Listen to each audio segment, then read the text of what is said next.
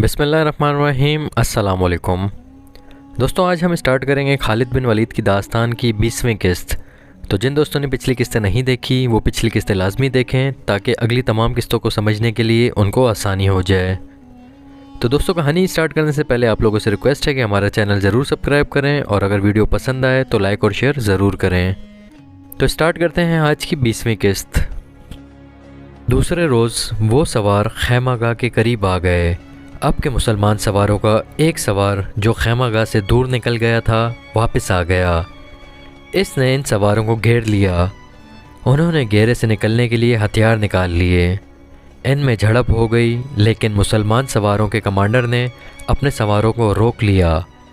इन्हें निकल जाने दो। कमांडर ने कहा, हम लड़ने आए होते तो इनमें से एक को भी ज़िंदा ना जाने देते। वो मक्का के लड़ाका सवार थे। उन्होंने वापस जाकर अबू सुफियान को बताया, चंद और सवारों को भेजो। अबू सुफियान ने कहा, इन पर हमला करो। मेरे कबीले के सरदार एक सवार ने कहा, हमने हमला करने की बहुत कोशिश की है, लेकिन इनकी खैमागाह के इर्द गिर्द दिन रात घोड़सवार घूमते फिरते रहते हैं। कुरैश के चंद और सवारों को भेजा गया। उन्होंने शाम के ज़रा बाद हमला करने की कोशिश की, लेकिन मुसलमान सवारों ने इनके कुछ सवारों को ज़ख्मी करके वहाँ से भगा दिया। मक्का वालों पर अजीब सी कैफियत तारी हो गई। वो रातों को सोते भी नहीं थे। मुहासरे के डर से वो हर वक्त बेदार और चौकस रहते थे और दिन गुजरते जा रहे थे। आखिर एक रोज़ मक्का में एक मुसलमान सवार दाखिल हुआ। ये हज़रत उस्मान रज़ी अल्लाह तआला अन्हु थे। उन्होंने अबू सुफियान के मुतालिक पूछा। अबू सुफियान ने दूर से देखा और दौड़ा आया। खालिद भी आ गया। मैं मोहम्मद सल्लल्लाहु अलैहि वसल्लम का पैगाम लेकर आया हूँ। हज़रत उस्मान रज़ी अल्लाह तआला अन्हु ने कहा, हम लड़ने नहीं आए, हम उम्रा करने आए हैं। उम्रा करके वापस चले जाएंगे। अगर हम इजाज़त ना दें तो? अबू सुफियान ने पूछा। हम मक्के वालों का नहीं बल्कि खुदा का हुक्म मानने वाले हैं। हज़रत उस्मान रज़ी अल्लाह अन्हु ने जवाब दिया, हम अपने और अपनी इबादतगाह के दरमियान किसी को हाइल नहीं होने दिया करते। अगर मक्का के मकान हमारे लिए रुकावट बनेंगे तो खुदा की कसम मक्का मलबे और खंडरों की बस्ती बन जाएगी। अगर यहाँ के लोग हमें रोकेंगे तो मक्का की गलियों में खून बहेगा। अबू सुफियान, हम अमन का पैगाम लेकर आए हैं और यहाँ के लोगों से अमन का तोहफ़ा लेकर जाएंगे। खालिद को उलमे याद थे जब ये मुसलमान सवार पुरवकार लहजे में धमकी दे रहा था। खालिद का खून खौल उठना चाहिए था, लेकिन इसे ये आदमी बड़ा अच्छा लगा था। अबू सुफियान ने उस्मान रज़ी अल्लाह तआला अन्हु को उम्रे की पेशकश भी की थी, लेकिन उन्होंने अपने नबी सल्लल्लाहु अलैहि वसल्लम के बगैर अकेले उम्रा करने से साफ इनकार कर दिया था। इधर मुज़ाकरात में जब ज़्यादा वक्त गुजरा तो हवा के दोष पर यह अफ़वाह हदीबिया पहुंची कि उस्मान रज़ी अल्लाह तआला अन्हु को कत्ल कर दिया गया है, जिसके जवाब में रसूल करीम सल्लल्लाहु अलैहि वसल्लम ने कत्ल उस्मान रज़ी अल्लाह तआला अन्हु के इंतकाम के लिए अपने 1400 जानिसारों से बैत ली थी। इसी बैत को तारीख़ में बैत रिजवान के नाम से याद किया जाता है और इसी बैत की वजह से अबू सुफियान समझौते पर राज़ी हुआ था। फिर एक सुलहनामा तहरीर हुआ था। इसे सुलह हदीबिया का नाम दिया गया। मुसलमानों की तरफ से इस पर रसूल अकरम सल्लल्लाहु अलैहि वसल्लम ने और कुरैश की तरफ से सुहैल बिन उमरू ने दस्तखत किए थे। इस सुलहनामे में तय पाया था कि मुसलमान और अहले कुरैश 10 साल तक नहीं लड़ेंगे और मुसलमान आइंदा साल उम्रा करने आएंगे और मक्के में 3 दिन ठहर सकेंगे। रसूल करीम सल्लल्लाहु अलैहि वसल्लम कुरैश में से थे। खालिद आप सल्लल्लाहु अलैहि वसल्लम को बहुत अच्छी तरह से जानता था, लेकिन अब इसने आप सल्लल्लाहु अलैहि वसल्लम को देखा तो इसने महसूस किया कि ये कोई और मोहम्मद सल्लल्लाहु अलैहि वसल्लम है। वो ऐसा मुतासिर हुआ कि इसके जहन से उतर गया कि ये वही मोहम्मद सल्लल्लाहु अलैहि वसल्लम है जिसे वो अपने हाथों कत्ल करने के मंसूबे बनाता रहता था। खालिद नबी करीम सल्लल्लाहु अलैहि वसल्लम को एक सालार की हैसियत से ज़्यादा देख रहा था। वो आप सल्लल्लाहु अलैहि वसल्लम की अस्करी अहलियत का कायल हो गया था। सुलह हदीबिया तक मुसलमान रसूल अकरम सल्लल्लाहु अलैहि वसल्लम की क़यादत में छोटे बड़े 28 मारके लड़ चुके और फ़तह व नुसरत की धाक बिठा चुके थे। मुसलमान उम्रा करके चले गए। 2 महीने गुजर गए। इन 2 महीनों में खालिद पर खामोशी तारी रही, लेकिन इस खामोशी में एक तूफ़ान और एक इनकलाब परवरिश पा रहा था। खालिद ने मज़हब में कभी भी दिलचस्पी नहीं ली थी। इसे ना कभी अपने बुतों का ख्याल आया था, ना कभी इसने रसूल करीम सल्लल्लाहु अलैहि वसल्लम की रिसालत को समझने की कोशिश की थी। مگر اب از خود اس کا دھیان مذہب کی طرف چلا گیا اور وہ اس سوچ میں کھو گیا کہ مذہب کون سا سچا ہے اور انسان کی زندگی میں مذہب کی اہمیت اور ضرورت کیا ہے۔ اکرمہ، ایک روز خالد نے اپنے ساتھی سالار اکرمہ سے، جو اس کا بھتیجا بھی تھا، کہا، میں نے فیصلہ کر لیا ہے، میں سمجھ گیا ہوں۔ کیا سمجھ گئے ہو خالد؟ اکرمہ نے پوچھا۔ محمد صلی اللہ علیہ وسلم جادوگر نہیں، خالد نے کہا، اور محمد صلی اللہ علیہ وسلم شاعر بھی نہیں۔ میں نے محمد صلی اللہ علیہ وسلم کو اپنا دشمن سمجھنا چھوڑ دیا ہے اور میں نے محمد صلی اللہ علیہ وسلم کو خدا کا رسول تسلیم کر لیا ہے۔ ہبل اور عزا کی قسم، تم مذاق کر رہے ہو، اکرمہ نے کہا۔ کوئی نہیں مانے گا کہ ولید کا بیٹا اپنا مذہب چھوڑ رہا ہے۔ ولید کا بیٹا اپنا مذہب چھوڑ چکا ہے، خالد نے کہا۔ کیا تم بھول گئے ہو کہ محمد صلی اللہ علیہ وسلم ہمارے کتنے آدمیوں کو قتل کرا چکا ہے؟ اکرمہ نے کہا۔ تم ان کے مذہب کو قبول کر رہے ہو جن کے خون کے ہم پیاسے ہیں؟ میں نے فیصلہ کر لیا ہے اکرمہ، خالد نے دو ٹوک لہجے میں کہا۔ میں نے سوچ سمجھ کر فیصلہ کیا ہے۔ اسی شام ابو سفیان نے خالد کو اپنے ہاں بلایا۔ اکرمہ بھی وہاں موجود تھا۔ کیا تم بھی محمد صلی اللہ علیہ وسلم کی باتوں میں آ گئے ہو؟ ابو سفیان نے خالد سے پوچھا۔ تم نے ٹھیک سنا ہے ابو سفیان، خالد نے کہا۔ محمد صلی اللہ علیہ وسلم کی باتیں ہی کچھ ایسی ہیں۔ مشہور مورخ واقدی نے لکھا ہے کہ ابو سفیان قبیلے کا سردار تھا۔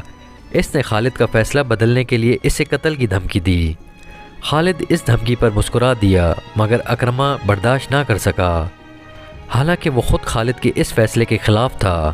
ابو سفیان، اکرمہ نے کہا، میں تمہیں اپنے قبیلے کا سردار مانتا ہوں، لیکن خالد کو جو تم نے دھمکی دی ہے وہ میں برداشت نہیں کر سکتا۔ تم خالد کو اپنا مذہب بدلنے سے نہیں روک سکتے۔ اگر تم خالد کے خلاف کوئی کارروائی کرو گے تو ہو سکتا ہے کہ میں بھی خالد کے ساتھ مدینہ چلے جاؤں۔ اگلے ہی روز مکہ میں ہر کسی کی زبان پر یہ الفاظ تھے، خالد بن ولید محمد صلی اللہ علیہ وسلم کے پاس چلا گیا ہے۔ خالد یادوں کے ریلے میں بہتا مدینے کو چلا جا رہا تھا۔ اسے اپنا ماضی اس طرح یاد آیا تھا جیسے وہ گھوڑے پر سوار مدینہ کو نہیں بلکہ پیادہ اپنے ماضی میں چلا جا رہا تھا۔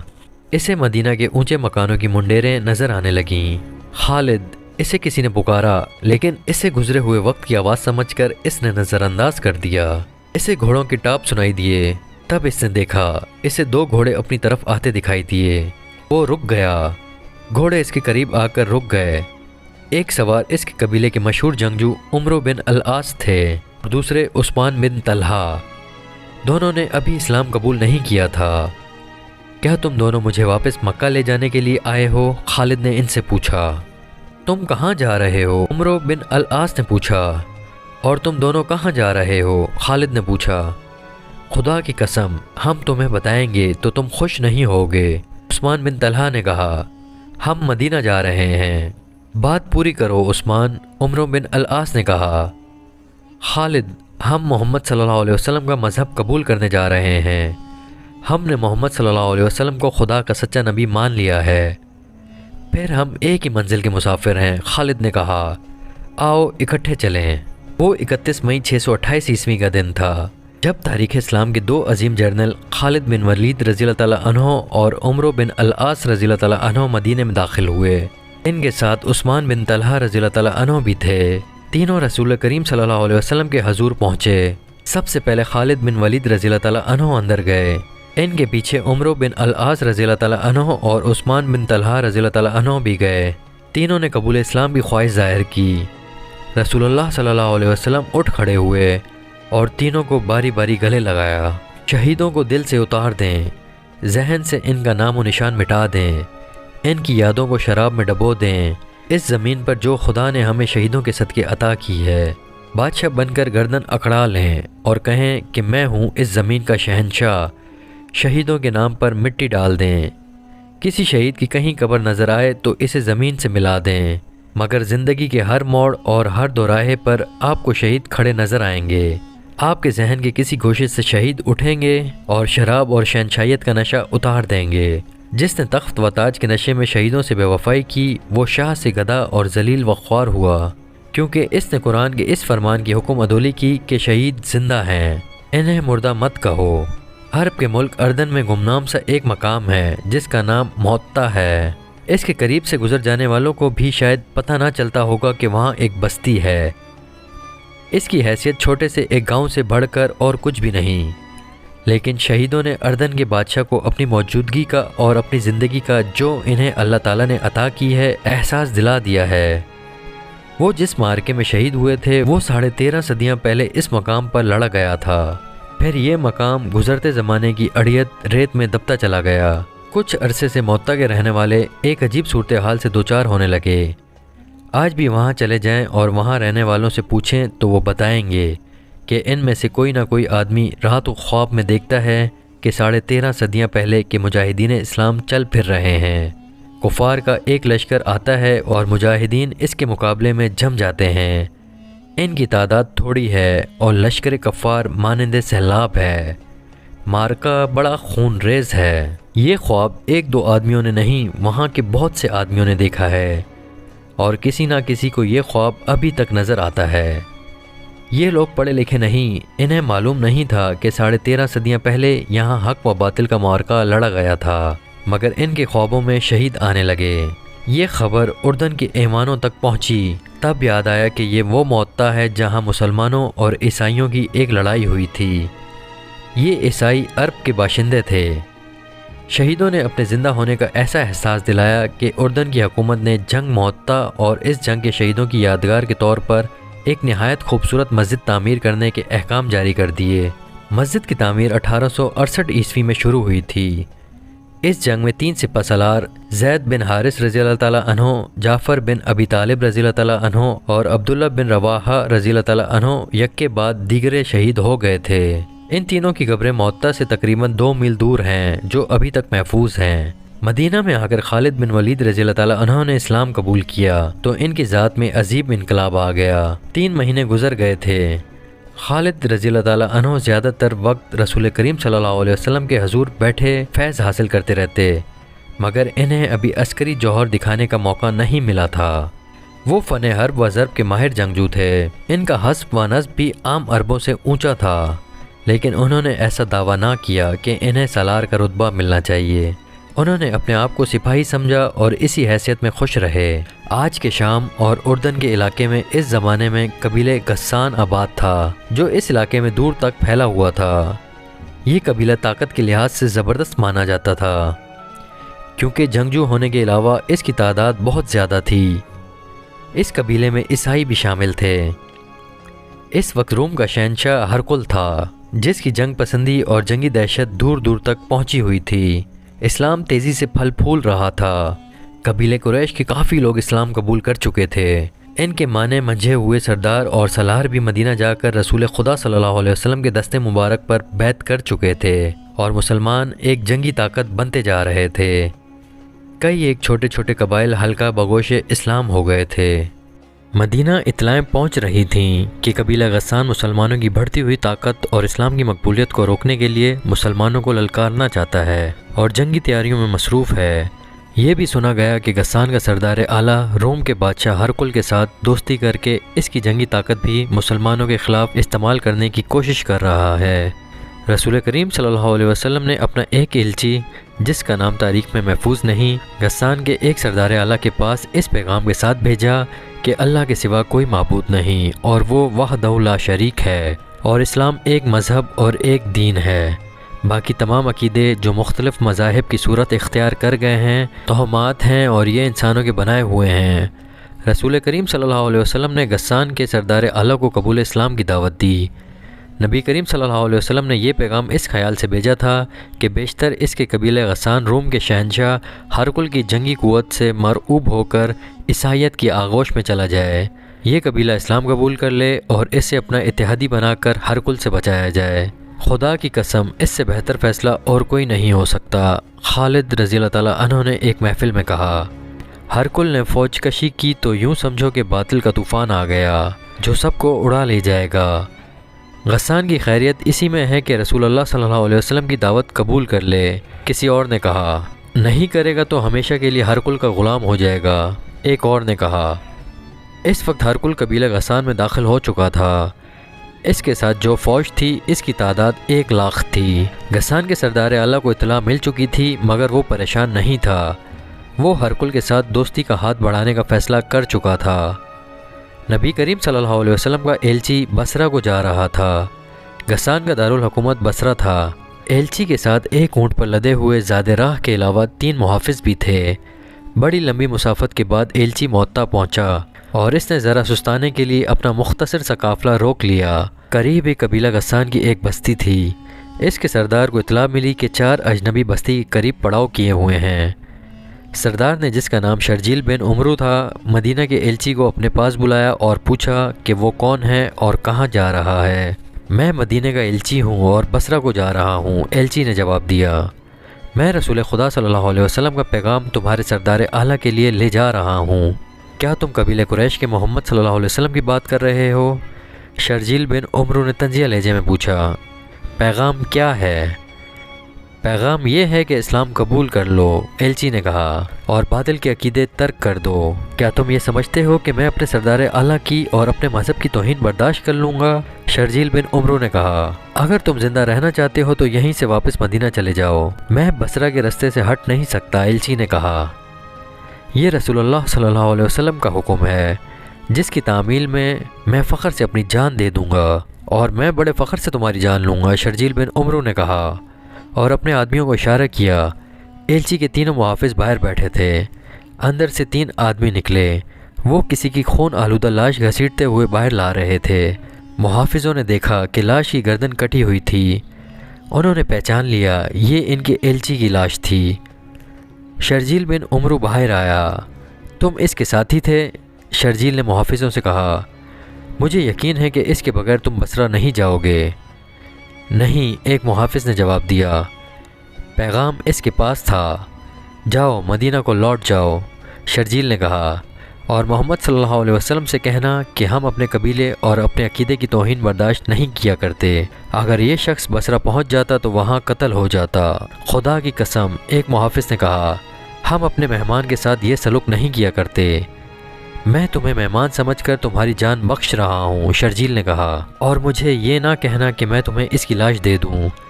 مدینہ کی تمام تر آبادی کو معلوم ہو چکا تھا کہ رسول اللہ صلی اللہ علیہ وسلم کا ایلچی دعوت اسلام لے کر بصرہ گیا ہوا ہے۔ سب ایلچی کی واپسی کے منتظر تھے، لیکن تینوں محافظ ایلچی کے بغیر واپس آئے۔ ان کے چہروں پر گرد کی تہ اور تھکن کے آثار کے ساتھ ساتھ غم و غصے کے تاثرات بھی تھے۔ وہ مدینہ میں داخل ہوئے تو لوگ اکٹھے ہو گئے۔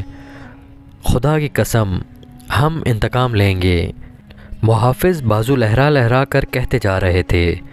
معطا کے شرجیل بن عمرو کا قتل ہم پر فرض ہو گیا ہے۔ جب یہ خبر رسول اللہ صلی اللہ علیہ وسلم کو ملی تو باہر مدینہ کی آبادی اکٹھی ہو گئی تھی۔ عربوں کے رواج کے مطابق قتل کی سزا قتل تھی۔ باہر لوگ انتقام کے نعرے لگا رہے تھے۔ اس دور میں بھی آج کل کی طرح ایک دوسرے کے ایلچیوں کو، جن کی حیثیت سفیروں جیسی ہوتی تھی، دشمن بھی تحفظ دیتا تھا۔ کسی کے ایلچی کو قتل کر دینے کا مطلب اعلان جنگ سمجھا جاتا تھا۔